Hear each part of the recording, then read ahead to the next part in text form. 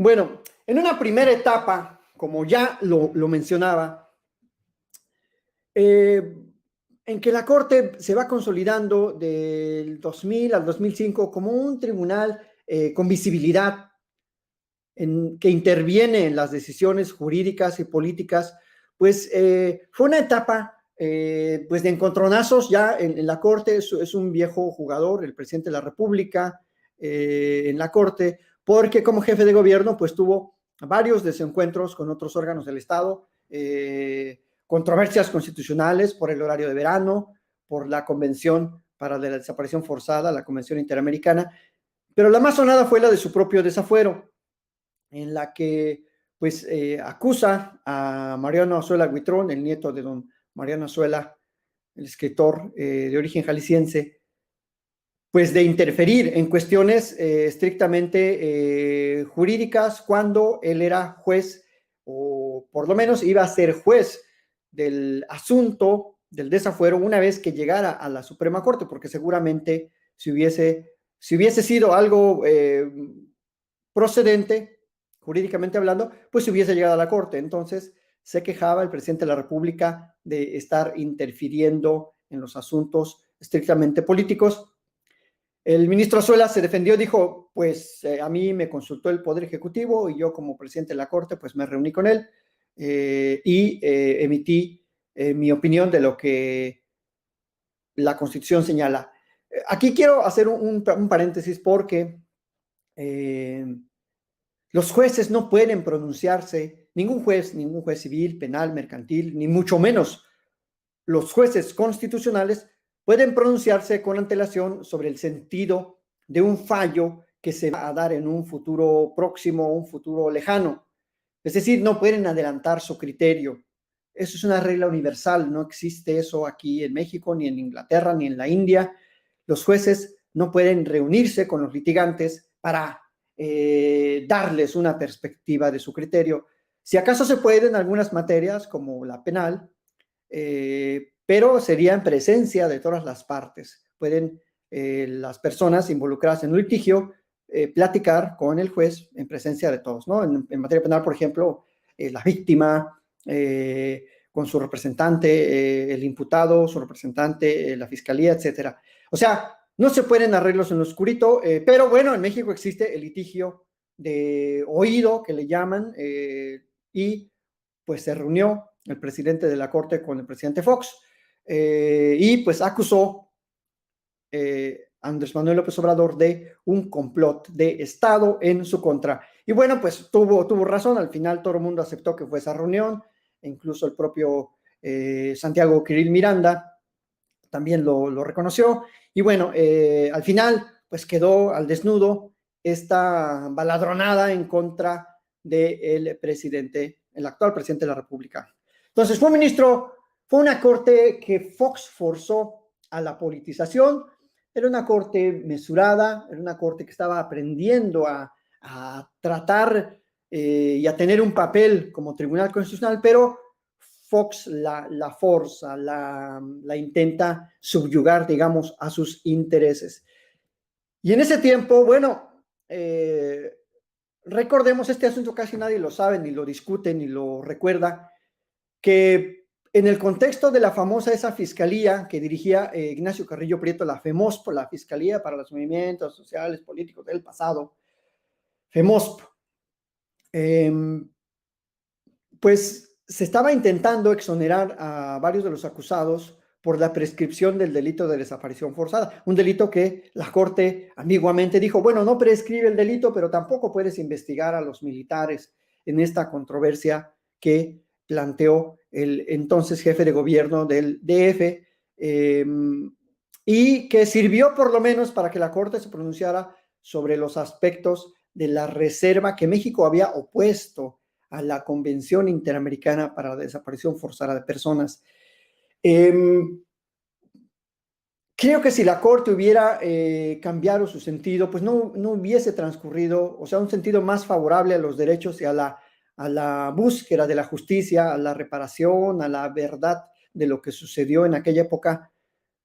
pues hubiese sido otro el enfoque de las legislaciones penales y pues hubiese sido una importante contribución en materia de desaparición forzada. Sin embargo, no lo fue, y bueno, tenemos lo que tenemos ahora en materia de desaparición forzada en el aspecto normativo. La reserva que puso México luego ya la retiró en el 2014 Peña Nieto, pero vamos, quedó ahí un mal sabor de boca porque era un tema importante en materia de derecho internacional de los derechos humanos, pero como les digo, aquella corte, aquella primera vieja guardia, la vieja escuela, pues era muy negacionista de las obligaciones internacionales, no se tenía una visión amplia de la importancia de las obligaciones internacionales. En ese contexto también de la primera corte, surgen unos temas pues muy álgidos. Voy a acudir aquí a mi colega Alberto Abad Suárez Ávila con su investigación sobre las violaciones graves a los derechos humanos. Había una facultad muy poco usada en el artículo 97, último párrafo, que ya la quitaron, por cierto, a sugerencia de don Mariano Azuela, y porque pues pisaba muchos callos, la facultad de investigación de violaciones graves a las garantías y al voto público. Es una facultad que estaba en el artículo 97, párrafo último, pero la quitaron en el 2011, la borraron. Con esa facultad, por ejemplo, no sé si se acuerden que pues hubo distintas investigaciones en un trabajo que publicó Alberto Abad, el doctor Alberto Abad, pues se hace una síntesis de las peticiones que se le hicieron a la Corte en aquel entonces, por ejemplo, por la matanza de campesinos en Aguas Blancas, en Guerrero, por la violación sistemática de los derechos en el levantamiento zapatista, por la violación sistemática de los asesinatos, las ejecuciones extrajudiciales en La Cañada, en Ocosingo, en Las Margaritas. Y pues la Suprema Corte desechó todo eso. La Suprema Corte no dio entrada a esas violaciones graves, no las quiso estudiar. Solo admitió en aquel entonces una que promovió Emilio Choaifet como secretario de Gobernación. No sé si se acuerdan que este famoso personaje tristemente célebre en el Estado de México, pues a él sí se le aceptaron como secretario de Gobernación y sí se admitió, sí se estudió e incluso se determinaron responsabilidades de los servidores públicos, cosa que ya en los 2000 no quiso hacer la Corte, pero en aquel entonces, en el 96, sí lo hizo. Y todas las demás las desechó. O sea, como les digo, la Corte estaba politizada y esto es una prueba absoluta porque cualquier petición de la sociedad civil para que la Corte hiciera uso de esa facultad de investigación fue desechada. Por ejemplo, la del desalojo violento en San Francisco, Puebla, la masacre de Acteal que promovió Mariclera Acosta Chaparro, también la desecharon, la que promovió el Centro PRO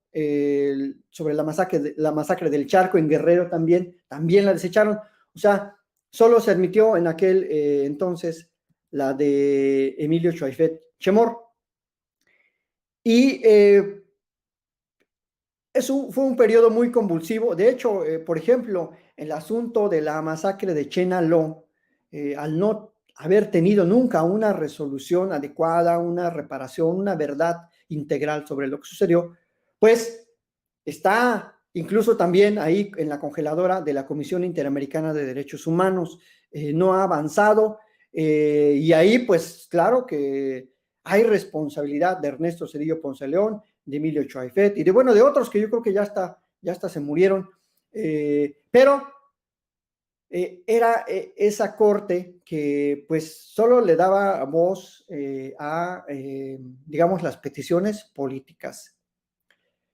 Todos los demás asuntos, el conflicto de la UNAM, acuérdense que entró la PFP a la UNAM, detuvo al Mosh y a todos ahí los que estaban en el famosísimo, mítico auditorio Che Guevara, y las peticiones de investigación sobre el halconazo, todo lo desechó esa primera corte en una primera etapa, pues muy, en la que la corte era muy tímida.